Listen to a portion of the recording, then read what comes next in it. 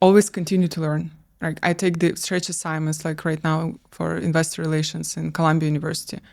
Even though it's not sponsored by the company, I take it myself. I invest in my own skills in order to, to be present there. Never just set up, I'm an operations, so I'm finance, I'm accountant, nothing else. And we talked about the switch, right, from CFO to COO. It's quite difficult, but if you have the background and you've done a lot of projects, you kind of know how both functions work. So.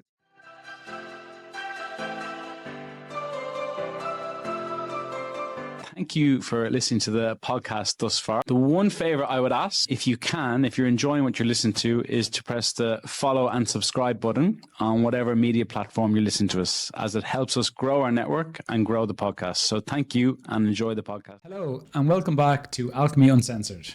We're on our third season and we promise you that we'll bring in more valuable insights into the financial and tax sector of the UAE. Today, we've got Elena Overchuk. Elena is a well-rounded Chief Operating Officer working at Kyndryl, IBM spin-off company. Global leader in IT infrastructure services, she is a global finance and operational excellence leader inspired by power of changes to transform business into exponentially growing, specialized in MEA and CEE markets. A qualified finance professional with 20 years industry experience on an international scale, underpinned by an MBA from Warwick Business School. For today's episode, we'll dive into career tips for women aspiring to reach C-level roles, insights on navigating MEA Dubai versus European markets, strategies for developing women leaders, and more. So, Elena. Yes. How are you? I'm doing fine. How are you? You made it in today, okay. We're here. Yep. We've had a good chat beforehand. We've covered a few things and I think, look, today is going to be, great chat, a unique chat, as, it is very rare that we get, strong finance leaders on the podcast, and we want to make more and more of this, but also it's actually getting finance leaders like yourself that have also moved into the sought after COO position, because I know from speaking with a lot of my network, especially guys, girls who are at the, the C-suite level within finance, there's always that, well, what next? So, we're going to cover a lot of aspects today, especially around that, the fact of your global mobility, that you've been in quite a lot of countries, even in high school as well, as we covered.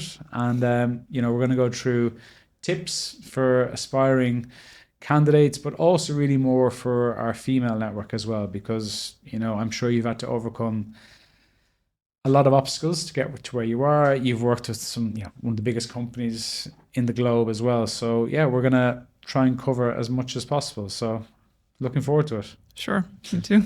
Perfect. So 2 or 3 tips, hints on the career of, how to get to the C-level in a corporation for females. So being a CEO in Dubai, I was thinking what kind of hints and tips I would give to 20-year-old myself. Yeah, to get there.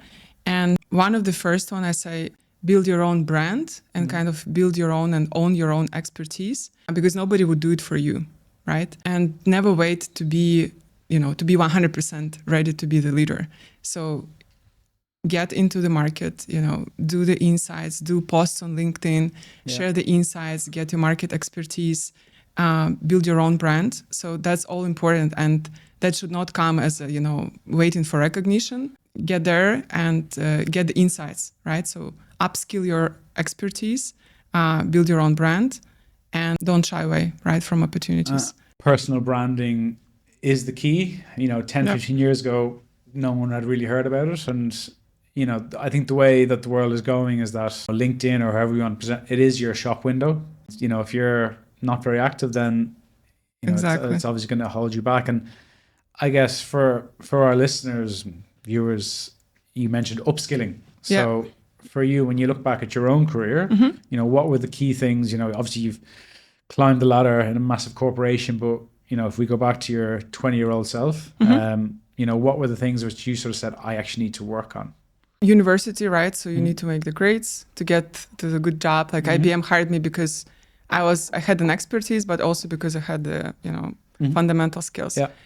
Second, when I was working at IBM, they offered me the MBA. So it was again partially networking, but Warwick was one of the top Yeah, of schools, course, so yeah. of course you need to invest the time, Yeah. right?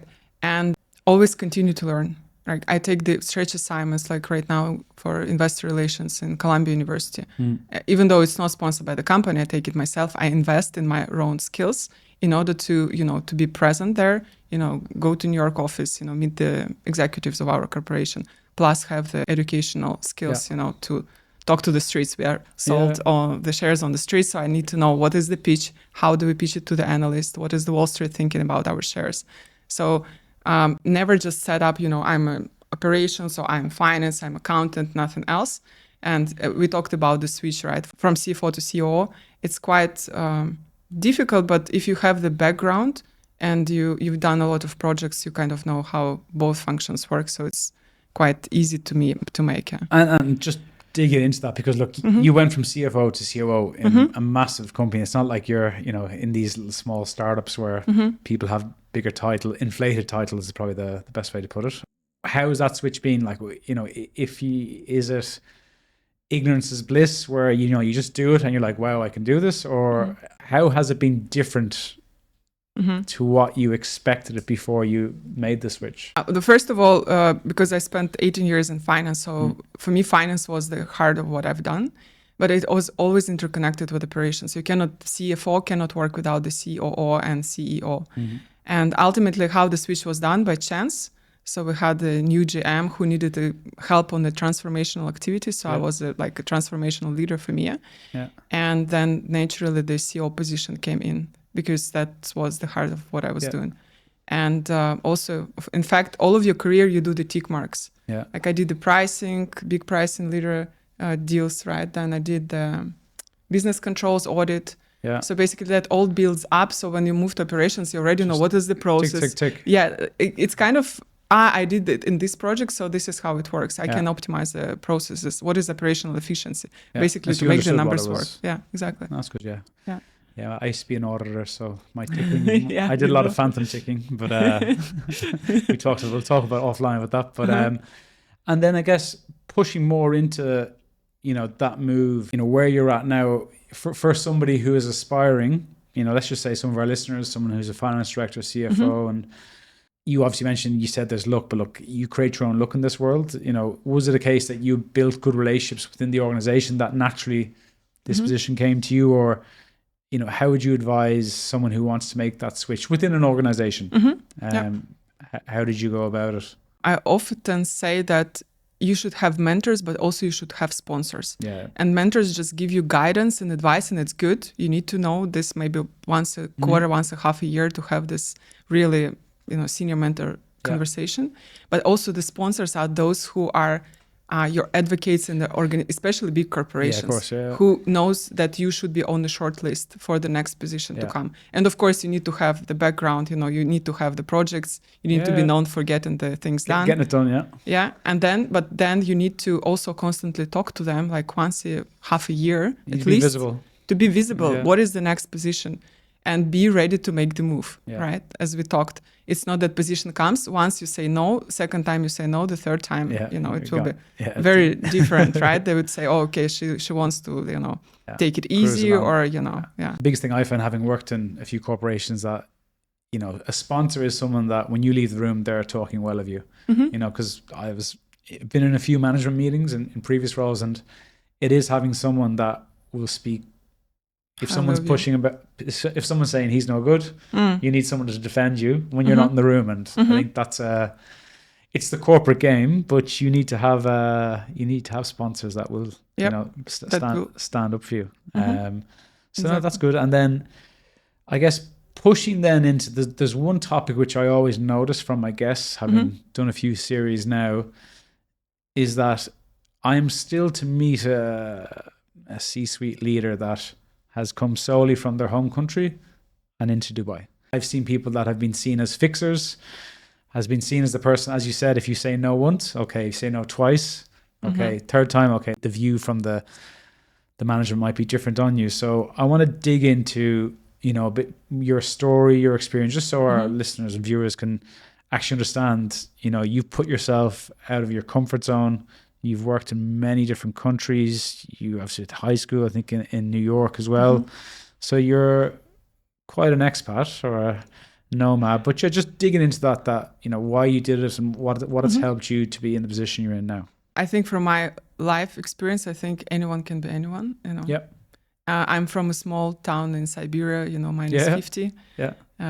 Soviet background, going to school through the river that you need to check if it's frozen or not. Or maybe for your kids now. Exactly. And then I think the change in the life-changing experience was to spend the high school year in New York. There was like a US government scholarship that I got, and that's kind of changed my life. From Siberia to New York, then to Moscow. And I think 5 countries. So London was one. So we spent 2.5 years in London, and I was covering the CEE region. So I was really flying back and forward, 5 times a week. Covered like an audit activity, business control. So I did the reviews of our processes. Exactly. Central and Eastern Europe.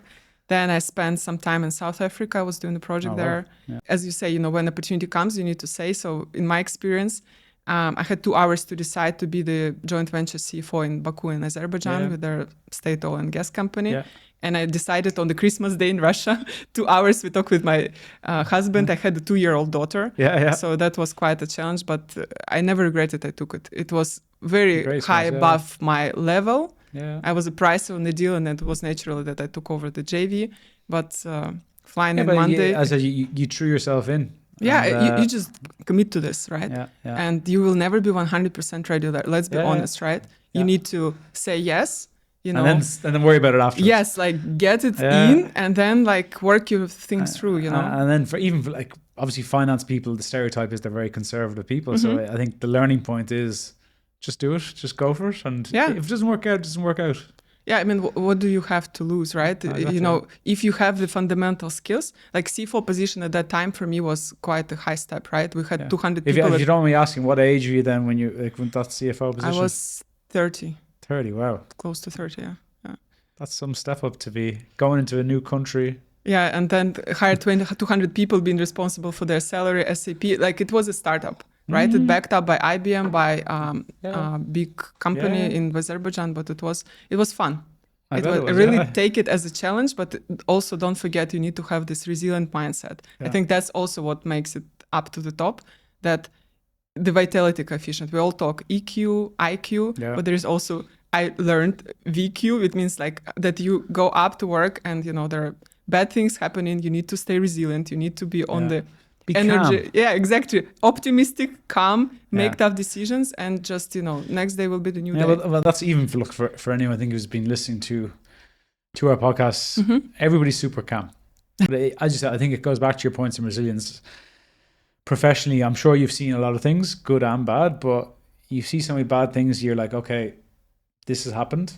I know how to deal with it because you've been there before. You naturally muscle. Yeah, built. But there's muscle memory, I guess, is probably the best way of going about it. So then, so you were CFO at 30, Azerbaijan, and then you moved around a few more places and then landed into Dubai. Yeah. And happy out. Good ever since. 7 years. Yeah. And then a lot of questions we get from people, naturally the position that I work in is that we have people trying to come into the region. From Russia, from Europe, from South Africa, all over the world. They're all trying to come here. And having worked in the different regions that you've just mentioned, what are the differences of working in this part of the world compared to other parts of the world? Dubai is quite unique and quite different. It still has the European presence, like a lot of expats are from Europe. But working in London and Dubai, I can say that it's more relationship-based culture and corporate culture. So you need to know somebody in order to maintain the business contacts, and networking is very important here. In London, if you can make it based on your credentials or somebody from university and just your hard skills, I call them. Here is more on the soft skill side. And let's be honest, it's still, for example, I work in IT. It's still a very male-dominated leadership society. So you need to know how to communicate at the table with the male only. I've seen it in Saudi. I've seen it here. I'm the only woman at the table. So you need to learn this skill, right? And the third, maybe that I think Dubai has a unique support structure. So if you're really committed to make a career, it has a great support. I've never seen it in London or in Russia or in Azerbaijan with the small kids. Support is there. The schools are there. You can discuss it with your partner. Who takes which turn in your career to make it. Because I think the points you're honing on is in London there's all the big companies, big brands. In Dubai there is big companies, but there's also a lot of companies that before coming to Dubai you've never heard of. But they actually are massive companies. Exactly. So with that, the networking aspect, of course we always push on about it, but this place, it's all about skipping the queue. Exactly.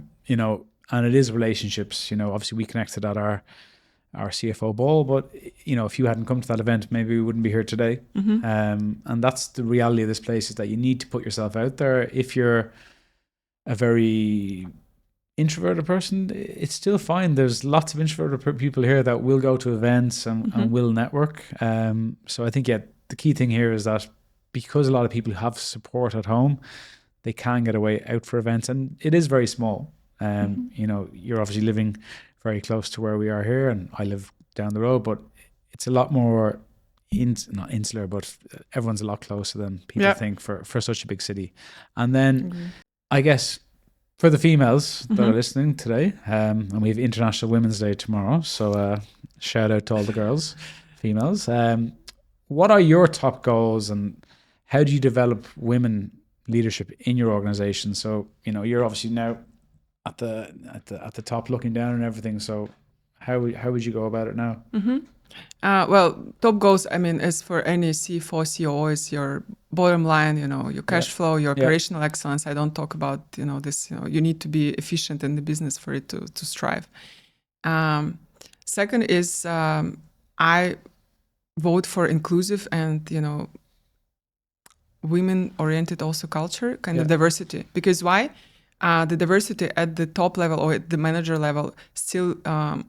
statistics shows, right, it gives you better view on the company and gives you better results financially. So I'm advocating for leadership programs for women. I see the diversity our company has a diversity index on the dashboard, right? So I know we're still not there yet, right? Our index is quite low because of nature of IT, but still we are there. There are programs, and there is a pipeline for women pipeline who needs to take the next executive or managerial role. And I'm very big advocate for it, and I truly believe in this. I truly believe that women at the table, they need to speak up, they need to stand up, and they speak up. They do. And they need to make the decisions as well, because sometimes they just back up.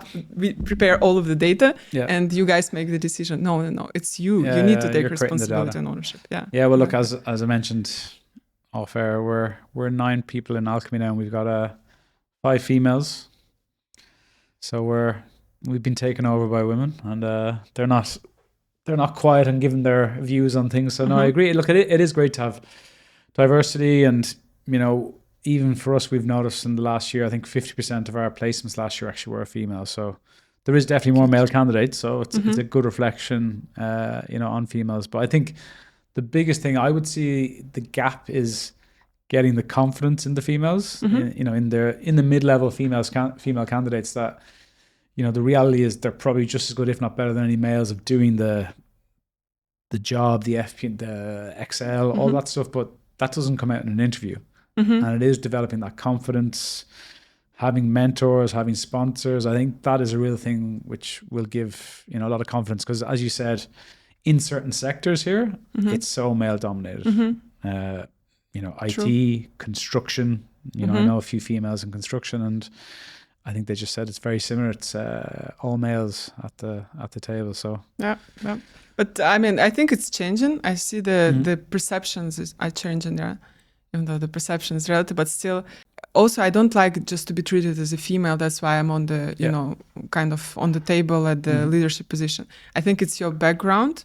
It's still your history, your experience. That's what should make it count. But don't have this imposter syndrome. We all do have it, but I think women do have it more than the men. Yeah. No. Yeah. It's something that seems to be moving in the right direction. So yeah, if there's any IT recruiters out there, send some female CVs in. Into IBN. And then I guess, closing on, the best advice, experience, or book that you've read that has, shaped your career. Sure. I remember first time when I was credit analyst. So I started at IBM as credit analyst. I was 22, and the CFO mail said that, do you want to take a finance controller job? And at that time, it was maybe $1 billion business in Russia.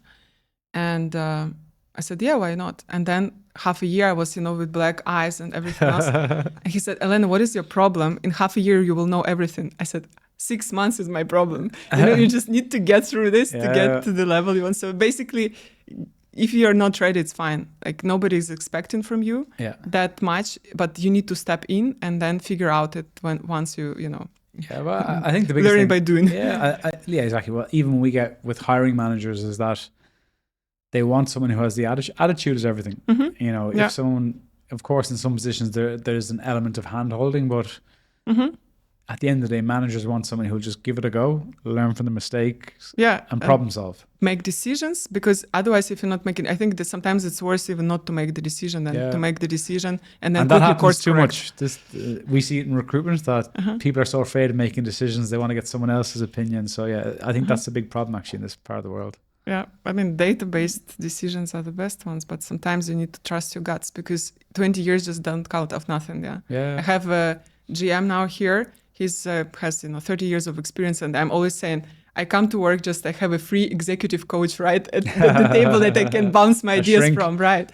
And I think you need to use this opportunity, right? Select these top mentors, right? And just bounce your ideas. Sometimes you think ideas in just an idea, and unless it's put into action. So my advice would be seek out proactively. Nobody would do it for you. Nobody would do your career for you, right? Go to these meetings, sit at the table. One of the best books that I've read is the Sheryl Sandberg, who was a former COO of Meta, of Facebook. And her book was called Lean In. Sometimes made a huge difference. I don't remember, before 30. And it was literally just sit at the table, because women usually sit at the back and don't speak up and then take the notes and then provide the meeting minutes. But don't be this, person who's afraid to speak up. And second, I think what she said is when you go off for maternity leave, right? Let's be honest, right? A lot of things are falling on the women's shoulders, right? Course, don't be afraid to go back, right? Do this, get the support from your partner, go back to work, and don't just shy away, or I will stay at the job from 9 to 6, because also managerial position will require time commitment. You will need to make sacrifice. There is no, I do it all in 24 hours story, right? You will need to prioritize and make commitments, and you need to have a support.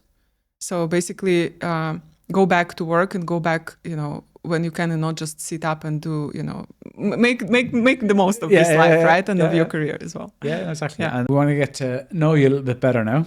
So we have a few quick fire questions. Sure. So, we'll just run through them all here now. So if you weren't a CFO/COO, what would you be right now? I think I would like to be, I was working in Africa, right? On the project. Yeah. We did the financial strategy for kindergartens. I think I would be in some, volunteer activity. Good, clean heart. Good. And then if you've been given, you're a very well-traveled person anyway, but if you were given 6 months off or 6 weeks off to go somewhere in the world, where would you go? Just Australia, New Zealand. I would just take the kids and just travel through and relax. Yeah, travel through, learn the cultures. Yeah, it's all very different. Yeah, and then the key learnings I think from today is don't be the quietest person in the room. Talk. True.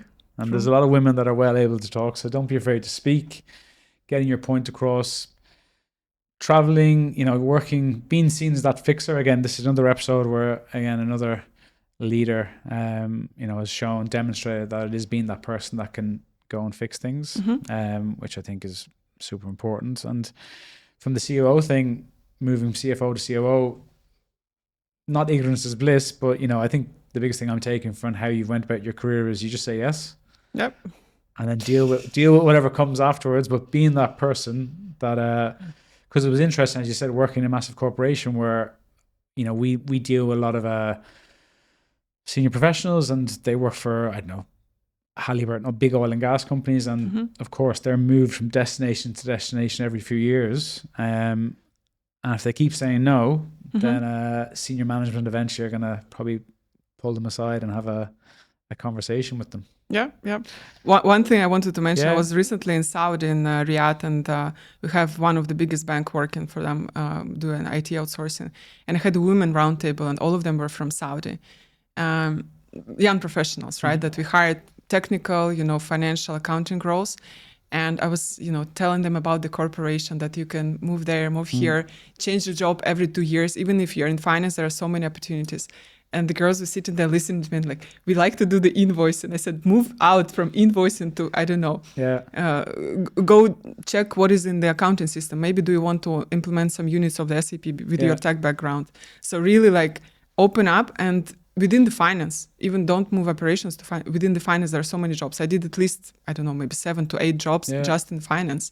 And it's still the same area of expertise. You will feel more confident, but you still will make the tick marks to move further. Yeah. And how, out of interest, how were the Saudi females? Were they interested in making the switches, or what? Hardworking women. One of the best team I had was with the Saudi women. Hardworking, wanting to prove that, place, they said 3 years ago, we're not even allowed on site in the bank to work.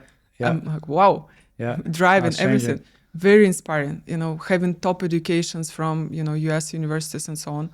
I was And they're working amazed. with IBN over, which they're working Kyndryl, with. yeah. So they work Kyndryl at the over there, bank. sorry. One of the bank, biggest bank is our client. So they work on the client side, but we hired them from university, and they're perfect. Yeah. I must get their names. Get them a new job. They're perfect. They're just wow. No, perfect. Yeah. Well, look from our side, thank you. Thank you for inviting. That was a great conversation. We hope everyone enjoyed the episode, and make sure to subscribe to our podcast, and we'll see you on our next episode. But looking forward to getting you on again in a couple of months and going from there. So thank you. Thank you so much, Connor. Thank you for inviting.